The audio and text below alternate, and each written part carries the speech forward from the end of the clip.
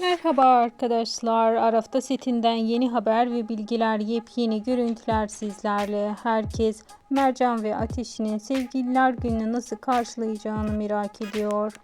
Bizleri yine romantik sahneler bekliyor arkadaşlar. Herkes heyecanla beklemekte.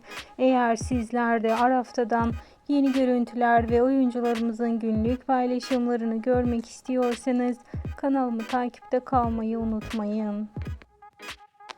Şimdilik ise benden bu kadar arkadaşlar. Bir sonraki videolarımızda görüşmek üzere. Hoşça kalın.